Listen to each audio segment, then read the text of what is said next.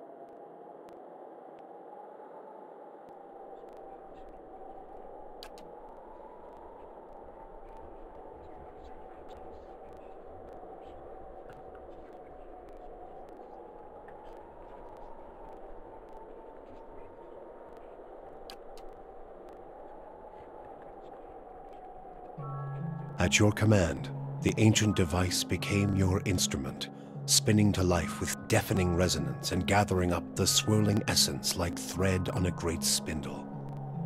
There, in the pale pulsing glow of the machine that set you on this path long ago, you summoned all your strength, focusing on your objective and blocking out all else.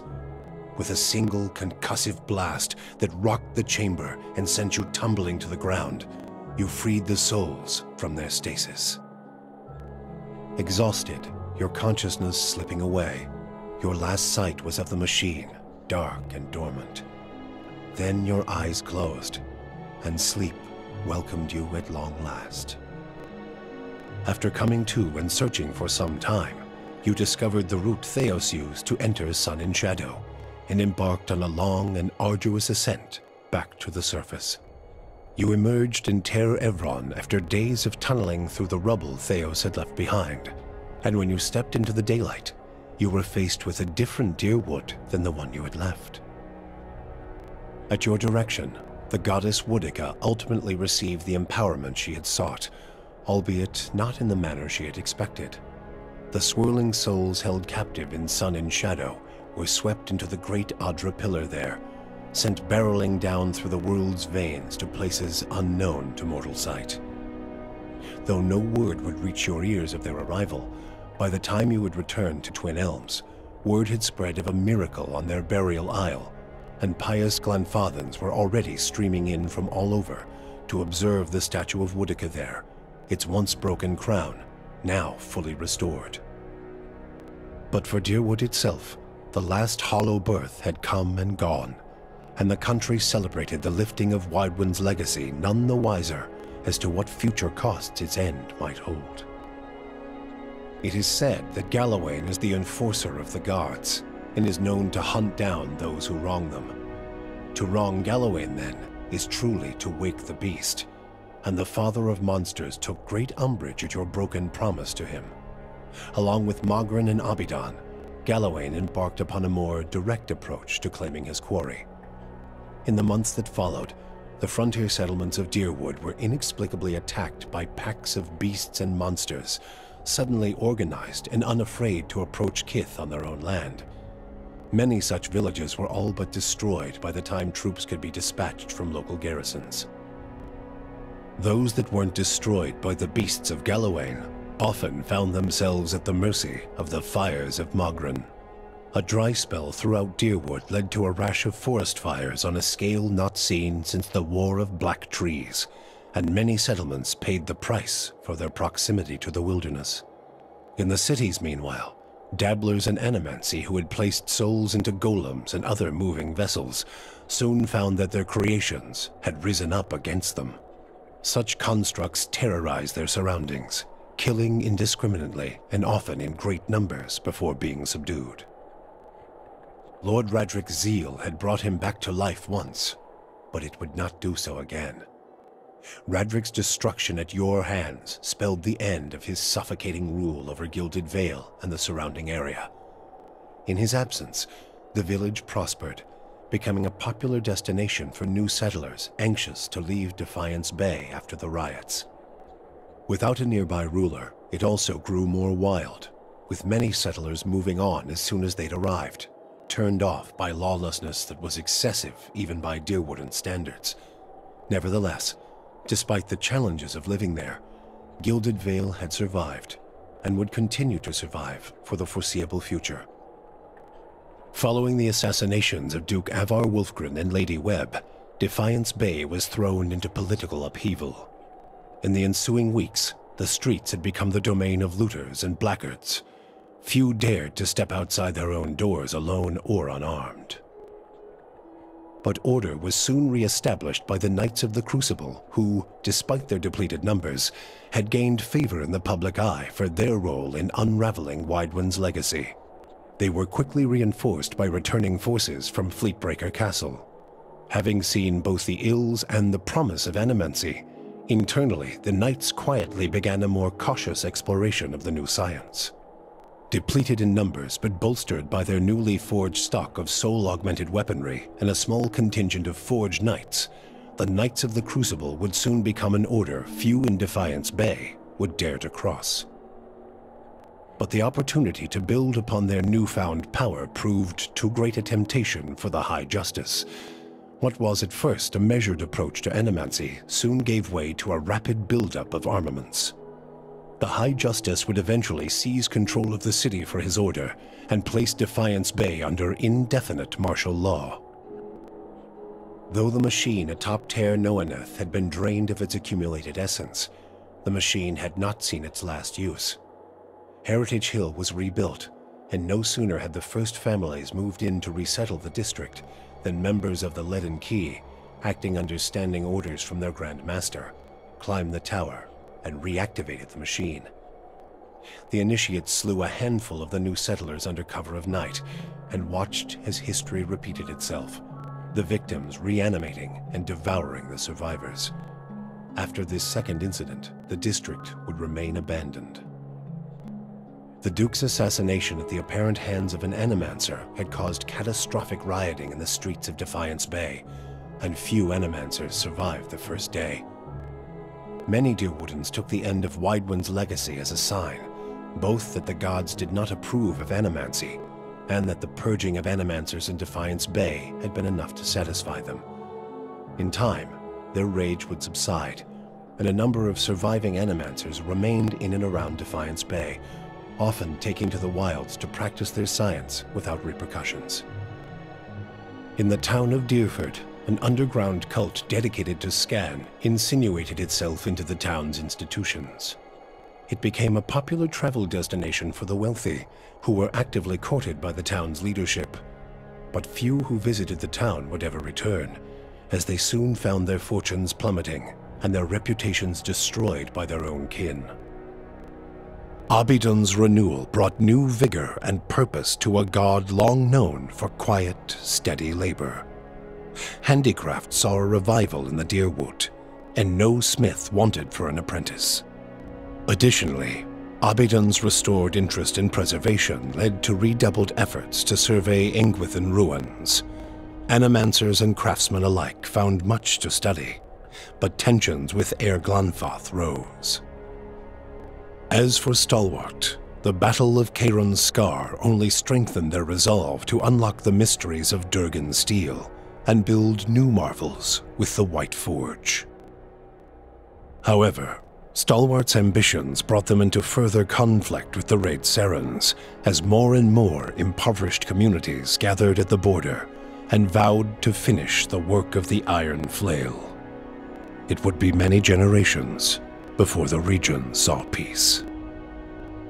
The battle against the Eyeless left Stalwart more hostile than ever toward the ogres in its midst, and the villagers grew bolder as they grew more prosperous. After a handful of bloody skirmishes, the Flames That Whisper clan left the Russet Wood to seek a quieter, more isolated home in the White March. While many such places existed in the mountains, the crossing was treacherous, and the ogres often found themselves embattled with other clans whose territory they passed. Less than half of the Flames That Whisper survived the journey, but those that did found a haven far from Kith lands. Zawa came to understand that the time of the Takan had passed. With his soul no longer fettered to worldly concerns, he grew to become the enlightened Anitle his shaman had foreseen. He took up in an empty monastery near Cold Flow Lake, and word began to spread of his presence there. He taught pilgrims and students how to leave behind their vanity, their fear, and even their past. He invited those who studied with him to share their newfound knowledge, so that all might free themselves from suffering. Once Maneha had made peace with her memory, she decided the time had come to face her more recent past. For the first time in decades, she returned home to Rawatai, and she found that it had changed as much as she had. New districts had sprung up along the coast, while others withered into crumbling husks, and the streets had changed their course as surely as rivers. Her parents wept with joy at her return. They still ran the old spice shop, and in its many aromas and flavors, she found memories of the places she'd traveled and the people she'd known. She told her story, bottle by bottle, and began to build a life on the soil she knew best. The fortress of Cadnua emerged as a bastion of security in the midst of an untamed land, becoming the envy of every thane and earl in Deerwood. Legend grew over time of its impregnability, and stories of formidable invaders easily scattered by the keep's defenses became popular around the hearths of Deerwoodinians. Likewise, it also became a beacon to travelers, merchants, and visiting dignitaries alike. Reputed as the finest fortress in all Deerwood, people would journey from near and distant lands alike to experience its fabled hospitality and grandeur. After the death of the master below, a strange quiet fell over the endless paths of Ardnua. The attacks on the fortress above ceased, Ardnua's silent titan the closest remaining thing to a master in its musty, forgotten passages. Palagina had missed the opportunity to complete her mission from the Duke's Bells. The Deerwood's trade with Air Glanfath remained weak, but the Valian republics were unable to enter Glenfathan markets. For her repeated insubordination and loss of lucrative trade, Palagina was cast out of the Brotherhood of Five Sons. She traveled north of the Eastern Reach, where she tried to avoid trouble as a caravan guard, but she could not escape the strange looks and unwanted attention her appearance brought. Adair chose not to return home to Gilded Vale. Through a number of quiet inquiries, he soon found his way into the underground organization of Aethasians known as the Night Market. Ironically, in learning that the gods had been fabricated, Adair found his faith in Aethus renewed, and that his god was neither alive nor truly a god had become irrelevant. He rose quickly through the ranks of the Night Market for his optimism and for his bold leadership, his ultimate goal to make the Deerwood a place that would welcome followers of the Shining God once again. When the dust settled in Sun and Shadow, Aloth looked upon the remains of Theos Ix Arcanon, his former master. He saw where the Grandmaster had gone wrong, and he knew what he would do better. The secret of the gods would be preserved, and with it, the sanity and well-being of all Kith. He donned the remains of Theos's ceremonial garb, and prepared himself for the long and lonely task ahead. After all that he had learned in the Watcher's company, Kanarua could no longer see meaning in his pursuit of the Tanvi Oratoa. He decided to leave what remained of it within the depths of the Endless Paths and return home. Kana bid the Watcher farewell and sailed back to Rawatai, spending the tempestuous journey reflecting on the time he had lost to the pursuit of falsehoods. His family found Kana much changed, his fiery excitement replaced with a weary solemnity. Determined to change his wandering ways, Kana took up a quiet life as a lorekeeper at the college, teaching young students the traditions of their people. With Theos defeated and the souls released from Sun and Shadow, healthy children were born once again in the Deerwood. The grieving mother sought a place where she might do penance for the birthing bell. She returned to Deerford, where, to the astonishment of the villagers, she delivered the first healthy child in over a decade. She remained there, and with each new birth, She saw a measure of hope restored to the Deerwood, and a measure of grace for her own troubled past.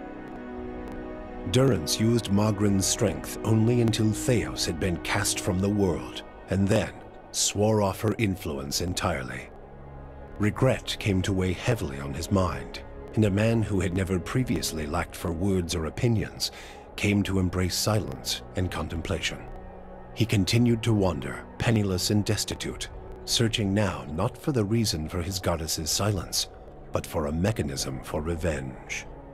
The charred robes he continued to wear as a reminder that he had been burned by his goddess, and not just by the flames of the Godhammer. For you, the death of Theos brought an end to your waking visions, and a silence to the whispers of the past. In their absence, you were able to sleep. The questions of a distant lifetime ceased to trouble your soul. All that remained was what to make of the answer. But at the moment, there was little to be done, and the matter would have to wait. A long journey loomed ahead.